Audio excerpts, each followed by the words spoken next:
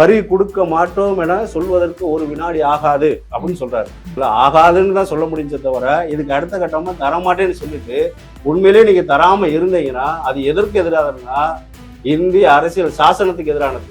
எப்ப இந்திய அரசியல் சாசனத்தை நீங்க மீறுறீங்களோ அப்போ உங்க மேல 356 பிரிவு வரத்தானே செய்யும். நீங்க ஒரு வரி கொடுக்க முடியாது அப்படின்னு ஒரு மாநில அரசு முடிவு பண்ணாவே ஆட்சி கொடுக்கிறது சட்டத்துல இருக்கு. கண்டிப்பான முறையில் இருக்குது. அதுக்கு நம்ம இப்போ ஆட்சி அதிகாரத்தில் உள்ள நீங்க எதேச்ச அதிகாரத்தோட ஏதோ ரோட்ல போற குப்பையும் சுப்பையும் பேசுற மாதிரி பொதுவெளியில நீங்க பேச முடியாது. நீங்க பேசுற ஒவ்வொரு வார்த்தையும் நாங்க கவனிக்கிறோம், எங்களுக்காக நீங்க பேசுங்க நாங்க நம்பிக்கிட்டு இருக்கோம். அப்ப இதை பத்தின அடிப்படை அறிவு இல்லாத எத்தனை பேர் என்ன மாதிரியான புரிதலுக்கு போவாங்க? நம்ம மத்திய அரசுக்கு, அதாவது இந்திய அரசுக்கு கட்டுப்பட்டவர்கள். நிர்வாக ரீதியாக நிர்வாக வசதிக்காக மட்டும்தான் மாநிலங்கள் பிரிக்கப்பட்டிருக்கிறதே தவிர மாநிலங்கள் சேர்ந்து ஒரு இது உருவாகும். அனைவருக்கும் வணக்கம். நம்முடன் உயர் நீதிமன்ற உறுதிமொழி ஆணையாளர் வழக்கறிஞர் திரு பாலகிருஷ்ணன் அவங்க வந்திருக்காங்க. வணக்கம் சார். வணக்கம். இப்ப தமிழக அரசியல பாத்தீங்கன்னா 356 மிகப்பெரிய விவாத பொருளாக மாறி இருக்கு.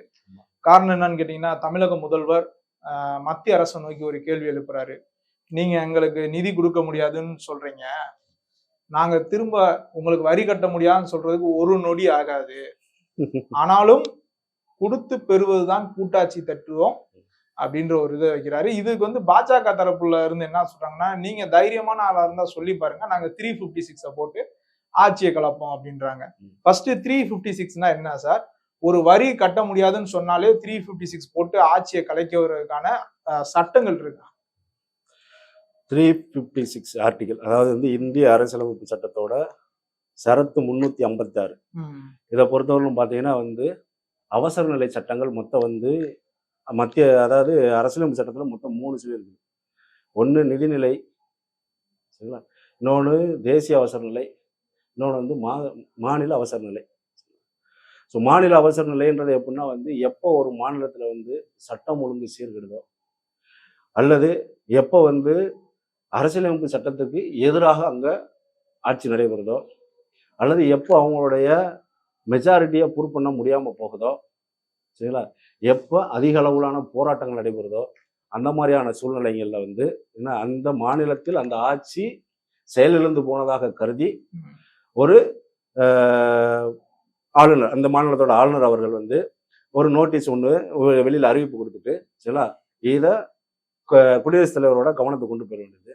குடியரசுத் தலைவர் அவர்கள் அதை ஏற்றுக்கிட்டு இங்கே மாநிலத்தில் இருக்க அரசை கலைச்சிட்டு அதுக்கப்புறமா குடியரசுத் தலைவரோட ஆட்சி ஆளுநரோட நிர்வாகத்தின் கீழே இந்த மாநிலத்தில் நடைபெறும் அப்படின்றது தான் இந்த அரசியலமைப்பு சட்டம் 356 சொல்ற விஷயம்.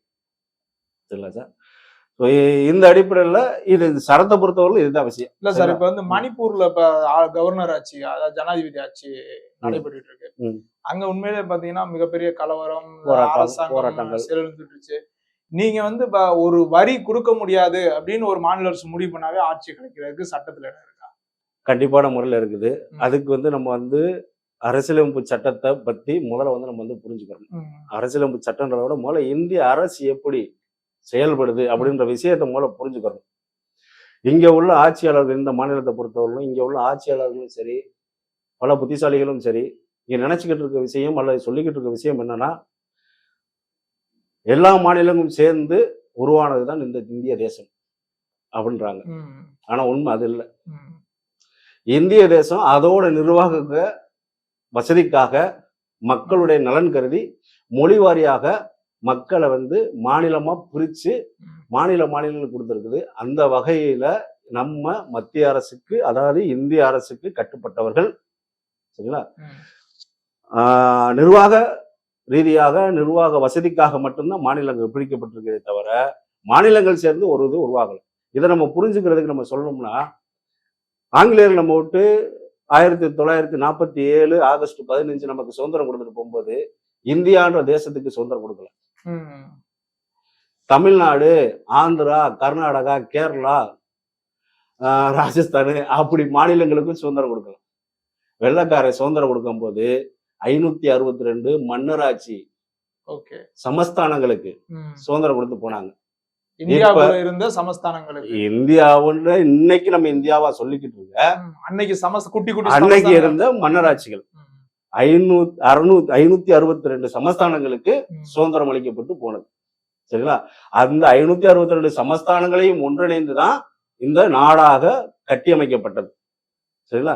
இந்த நாட்டில் உள்ள மக்களும் சரியாக வாழ்வதற்காக அரசியலமைப்பு சட்டம் வேணும் அப்படின்ற வகையில வந்துட்டு நமது அண்ணல் அம்பேத்கர் அவர்கள் அவரோட தலைமை கொண்ட குழு சேர்ந்து இந்தியாவுக்கே உரிய ஒரு சட்டத்திட்டத்தை கொடுத்தாங்க. அதுல அரசியலமைப்பு சட்டத்தை மீறி இனி வர 500,000 ஆண்டுகள் காலமானாலும் இங்க உள்ள எந்த ஒரு ஆட்சியாளராலையும் அதை மீறி செயல்பட முடியாது.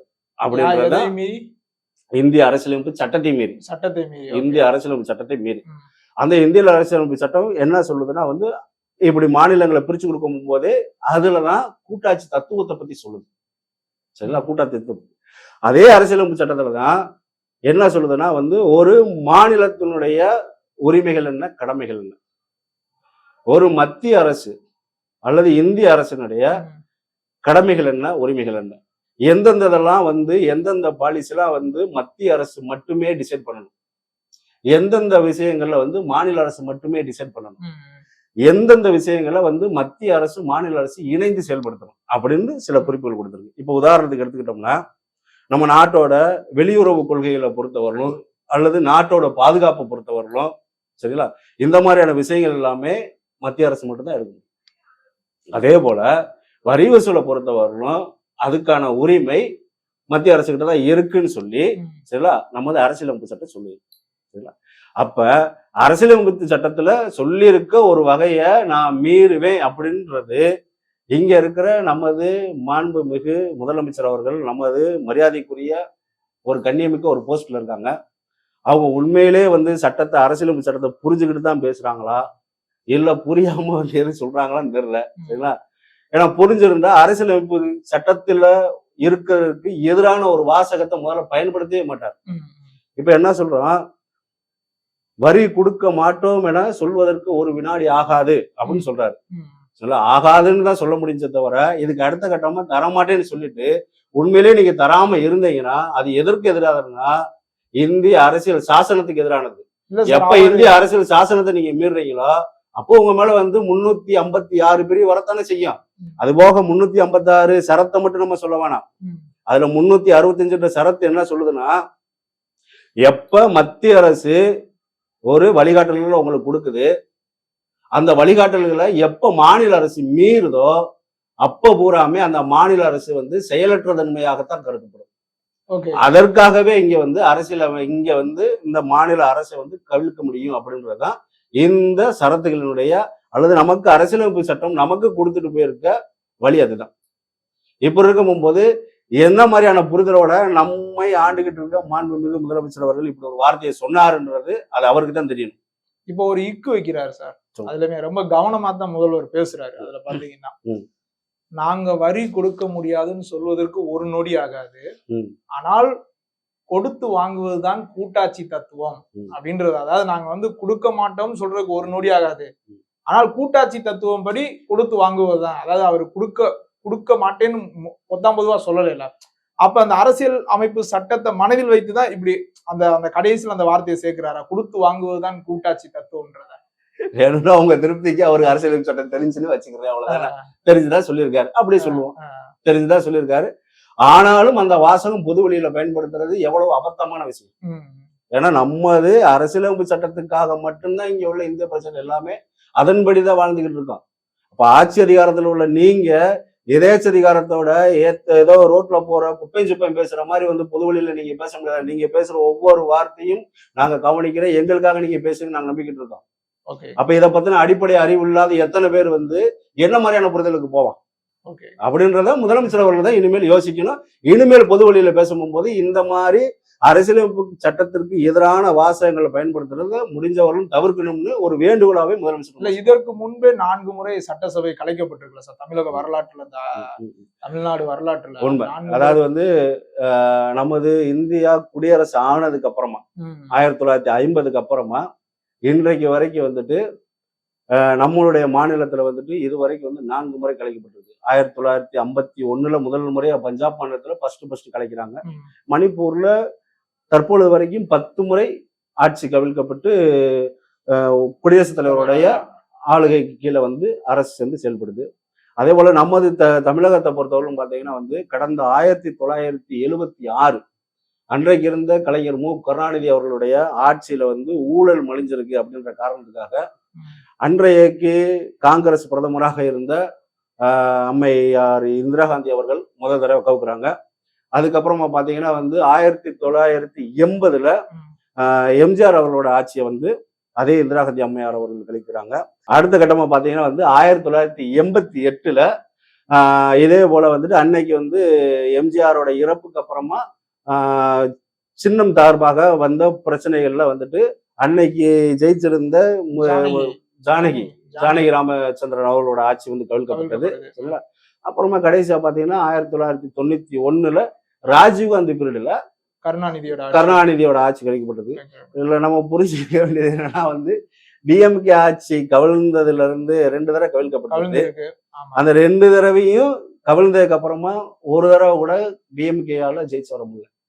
இல்ல சார், இப்ப நீங்க சொல்றீங்க, அதாவது எப்ப இந்த மாநில அரசாங்கம் செயலிழந்து போகுதோ அப்பதான் ஆட்சி கலைக்க.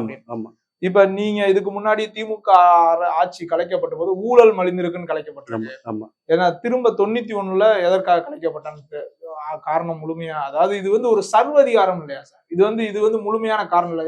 இது எப்படி ஊழல் மலிஞ்சிருக்குன்னு சொல்லிட்டு ஒரு மாநில அரசாங்கம் செயலிழந்தது எப்படி மத்திய அரசாங்கம் முடியும்? அதான் சொல்லல, இங்க நமது தமிழக அமைப்புல மட்டும்தான் வந்து நமக்கு வந்து ஒரு விஷயம் வந்து இங்க புகுத்தப்பட்டிருக்கு. என்னன்னா வந்து நம்ம எல்லாரும் சேர்ந்து ஏதோ மத்திய அரசை தாங்கி பிடிச்சுக்கிட்டு இருக்கோம் நம்ம நினைச்சுக்கிட்டு இருக்கோம். அப்படிலாம் இல்ல, மத்திய அரசு தான் இங்க நம்மளை ஆட்சி செஞ்சுக்கிட்டு இருக்குன்ற கண்ணோட்டத்தோட அடிப்படையில பார்க்கும் போது இந்த சர்வாதிகாரம்ன்ற வார்த்தை பயன்பாடே வந்து அநியாயமான வார்த்தை. சரிங்களா? இங்க விஷயம் என்னன்னா, ஒரு மத்திய அரசு மொழிவாரியாக மக்களை பிரிச்சு மாநிலமாக பிரிச்சு வச்சு அந்த மாநிலத்துக்கும் ஒரு சட்டமன்றம் அமைக்கப்பட்டு அந்த சட்டமன்றத்துல முதலமைச்சர் கொண்ட ஒரு சட்டமன்ற குழு அமைக்கப்பட்டு அந்த மாநிலத்தில் உள்ள மக்களுடைய நலன் கருதி நீங்க சில சட்டத்திட்டங்களை இந்த அரசியலமைப்பு சட்டம் பாதிக்கப்படாத வகையில தொகுத்து பண்ணுங்க, உங்களுக்கு முழு சப்போர்ட் நாங்க பண்றோம், பாதுகாப்புல இருந்து எல்லாமே பண்றோம், நிதி பெறல இருந்து நாங்க கொடுக்குறோம். இன்னைக்கு நீங்க வந்து நாங்க நிதி கொடுக்குறோம், நீங்க எங்களுக்கு திரும்ப தரலன்றீங்களா? நீங்க இல்லைனாலும் கொடுத்தா ஆகணும் நாங்க. சரிங்களா? இதை நீங்க புரிஞ்சுக்கிறதுக்கு பழைய மன்னராட்சி முறையை புரிஞ்சுக்கோங்க. பழைய மன்னராட்சி முறையை புரிஞ்சுக்கோங்க. ஒரு அரசர் இருப்பாரு அல்லது ஒரு சக்கரவர்த்தி இருப்பாரு. அந்த சக்கரவர்த்திக்கு கீழே ஆளுகைக்கு உட்பட்டதான் அந்த மொத்த தேசமும். சரிங்களா? ஆனா மொத்த தேசத்தையும் நேரடியா வந்து ஒரு சக்கரவர்த்தி ஆள மாட்டார். சரிங்களா? அப்ப அவங்களுக்கு கீழே சிற்றரசர்கள் இருப்பாங்க.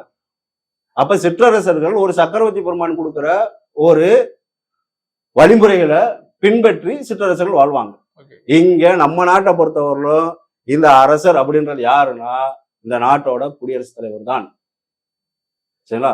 அந்த குடியரசுத் தலைவருக்கு எந்த கான்செப்ட் நம்ம தேர்ந்தெடுக்கப்படுறோம்னா, நம்மில் உள்ள இந்த குடிமக்கள்ல இருந்து ஒரு சாதாரண ஒரு எளிய மகன் ஒருத்தரை தேர்ந்தெடுத்து அவங்கள உட்கார வச்சுட்டு அவங்களுக்கு கீழே நாங்க எப்படி ஆட்சி செய்யறோம் பாருங்கன்ற கான்செப்ட் உள்ளதான் நம்மளோட அரசியலமைப்பு சட்டம். சரிங்களா?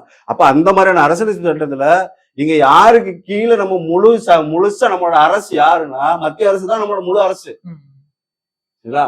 அந்த மத்திய அரசு கொடுக்குற வழிகாட்டல்களை தான் இங்க மாநில அரசு செய்யுது. அப்ப மாநில அரசு இங்க இந்த மக்களுக்கு தப்பும் தவறுமா ஊழல்ல மலிஞ்சு பொய்ப்புத்தலாட்டம் பண்ணி சில தவறான போக்குகளை கடைபிடிக்கும் போகும்போது மத்திய அரசாக என்ன செய்ய வேண்டும் எதிர்பார்க்கறீங்க மக்கள்? அப்ப ஒரு அப்பா இருக்காப்புல, ஒரு வீட்டுல வந்து 4 பையங்க இருக்காங்க. சரிங்களா? 4 பையங்க இருக்காங்க, ஒரு அப்பா, ஒரு 4 பையன், 2 பொம்பளை பிள்ளைங்க இருக்குன்னு வச்சுக்கிறோமே. சரிங்களா? இப்ப அப்பா தான் வந்து இந்த வீட்டுக்கு தலைவர் அப்படின்றது நம்மளோட கலாச்சாரத்துல ஊன்றுன ஒரு விஷயம். ஆனா இந்த 4 பையன்கள்ல இருக்கிற 2 மூத்த அண்ணைங்க அவங்க எல்லாம் இருக்காங்களா, அவங்க எல்லாம் சேர்ந்து வேலை செஞ்சுட்டு இந்த கடைசி இருக்கிற 2 தம்பியை படிக்க வைக்கிறதா இருக்கட்டும், இந்த பொண்ணுகளை கட்டி கொடுக்கறதா இருக்கட்டும், எல்லாம் இருக்கட்டும். அப்ப ஒரு அப்பா கிட்ட இருக்கிறத விட இந்த கூட நெருக்கமா இருக்கிற அண்ணன்கிட்டையும் சகோதரி கிட்டையும் இந்த கடைசி தம்பி தங்கச்சி வந்துட்டு மூத்த அண்ணன் கிட்ட பாசமா தான் இருப்பாங்க. ஆனா அத்தாரிட்டி யாரு? அந்த வீட்டுக்கு அத்தாரிட்டி யாரு? அப்பா தானே.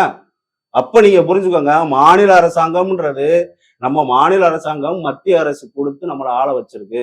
இந்த மாதிரியான ஒரு கூட்டாட்சி தத்துவம். இந்த கூட்டாட்சி தத்துவத்தை முதல்ல புரிஞ்சுக்கோங்க. நம்ம மத்திய அரசுக்கு கீழே தான் நம்ம இருக்கோம் அப்படின்றத புரிஞ்சாதான், ஏன் மாநிலத்தில் இப்படிலாம் வந்தவொடனே மத்திய அரசு வந்து இப்படி சர்வாதிகார போக்கா அப்படின்றது, இந்த சர்வாதிகார போக்குன்ற வாதமே முதல்ல தவறான வார்த்தை. சரிங்களா? இங்க தவறு நடக்கும் போது அப்பயும் தான் வந்து தட்டி கேட்பான். ஆமா ஆமா. ஒரு வீட்டோட தலைமகனா வந்து அப்பயும் தான் வந்து தட்டி கேட்பான். அப்படின்றப்ப இந்த மத்திய அரசு வந்து தட்டி கேட்கறதுல தட்டி கேட்க கூடாதுன்னு சொல்றதுக்கு மேல யாருக்கு உரிமை இருக்குது? சரிங்களா? அப்படி தட்டி கேட்கறதுலயுமே இந்த மாநில அரசியலமைப்பு அவசர நிலை பிரகடனப்படுத்துறதுல அதெல்லாம் வந்து சுப்ரீம் கோர்ட்ல போய் நிறைய வழக்குகள் போய் அந்த வழக்குகள்ல பாத்தீங்கன்னா வந்துட்டு கடைசியா வந்து ஒரு குறிப்பிட தகுந்த தீர்ப்பு வந்து பொம்மையன் தீர்ப்புன்னு ஒரு தீர்ப்பு இருக்குது. அந்த தீர்ப்புல வந்து ஒரு அரசாங்கத்தை குடியரசுத் தலைவர் வந்து கலைச்சிட்டு அவங்களோட ஆட்சி கீழே கொண்டு வரும்போது கடைபிடிக்க வேண்டிய வழிமுறைகள் சொல்லியிருக்குது. அந்த வழிமுறைகளை வந்து குறைஞ்சபட்சம் வந்து அந்த மாநிலத்தோட அரசாங்கத்துக்கு வந்துட்டு ஒரு அறிவிப்பு கொடுத்துட்டு, நீங்க இந்த மாதிரியான தவறுகள் பண்ணிக்கிட்டு இருக்கீங்க அப்படின்றத ஆளுநர் மூலமா ஒரு அறிவிப்பு கொடுத்துட்டு, ஆளுநர் போய் குடியரசுத் தலைவர்கிட்ட கொடுக்கும் போது குடியரசுத் தலைவர் வந்து எவ்வளவு நாள் ஆட்சி பண்ணலாம்னா அதிகபட்சமாக 3 வருஷம் வரைக்கும் ஒரு மாநிலத்தை ஆட்சி செய்ய முடியும். ஒவ்வொரு 6 மாதத்துக்கு ஒரு முறையும் ஒரு பாராளுமன்றத்துல ஒரு கூட்டம் போட்டு ஒரு ஒப்புதல் பெற்று அதிகபட்சமாக 6 மாதம் வரைக்கும் பண்ண முடியும். அதை நிர்வாகம் பண்றது யாருன்னா அந்தந்த மாநிலத்தினுடைய ஆளுநர். அந்த ஆளுநருக்கு கீழே தான் இந்த மாநிலத்தில் உள்ள அரசு இயந்திரங்கள் செயல்படும். சரிங்களா? முதல்ல வந்து நம்ம நாட்டில் உள்ள மக்களுக்கு பெரிய சிக்கலை என்னன்னா வந்து அரசியல்னா என்ன, சட்டம்னா என்ன இந்தியா, அதாவது மத்திய அரசுக்கும் மாநில அரசுக்கும் என்ன உடன்பாடு, உண்மையிலே நம்ம என்னதான் பண்றோம்ன்ற பேசிக் திங்ஸ் இங்க உள்ள பெரும்பாலான குடிமக்களுக்கு தெரியாதோட விளைவுதான் இங்க மாநிலத்துல என்ன சொல்லி கொடுத்தாலும் நம்ம நம்பிக்கிட்டு இருக்கோம். இங்க என்ன பேசுறாங்களோ பேசுறப்போ நம்பிக்கிட்டு இருக்கோம். இங்கதான் பிரச்சனை அப்படின்றத நம்ம இப்ப சொல்லுவோம். இனி போற காலங்கள்ல வந்து இந்த சட்ட ரீதியான விளக்கங்களை நம்ம மக்களுக்கு இன்னும் கொஞ்சமே எடுத்துட்டு போவோம்ன்றது நான் ஒரு நம்பிக்கையா சொல்றேன் நம்ம சேனல் மூலமா. ரொம்ப நன்றி சார்.